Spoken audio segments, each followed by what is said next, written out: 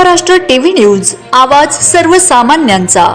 Breaking news. Police station Pipliburgi हद्दीत माओवादी असल्याचे भासवून बॅनर व पत्रके टाकून दहशत निर्माण करणाऱ्या आरोपींना गडचिरोली पोलिसांनी केली अटक।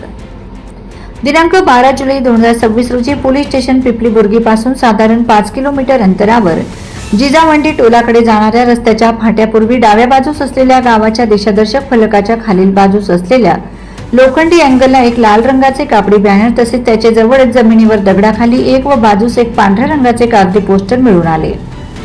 सदर पोस्टर व बॅनरवर नागरिकांच्या मनात भीती निर्माण करण्याच्या उद्देशाने मजकूर लिहिण्यात आला होता।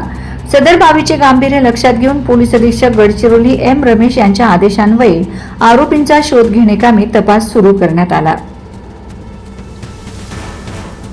पोलीस अधीक्षक गडचिरोली यांच्या मार्गदर्शनाखाली पोलीस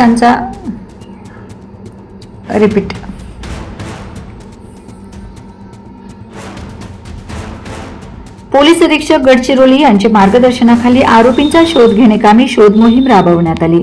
सदर तपासादरम्यान तांत्रिक पुरावे व गोपनीय बातमीदारांकडून प्राप्त माहितीच्या आधारे इसम नामे शिवा अनिल मिस्त्री वय 48 वर्ष राहणार तरुण नगर तालुका पाखंजूर जिल्हा कांकेर, रोहित रणजित मल्लिक वय 25 वर्ष राहणार वटेली तालुका एटापल्ली जिल्हा गडचिरोली यांनी नागरिकांमध्ये दहशत निर्माण करण्याच्या उद्देशाने माओवादी असल्याचे भासवून सदर पत्रके व बॅनर लावल्याचे निष्पन्न झाले। यावरून गडचिरोली पोलिसांनी दोन्ही आरोपींना अटक केली असून इतर आरोपींचा शोध सुरू आहे।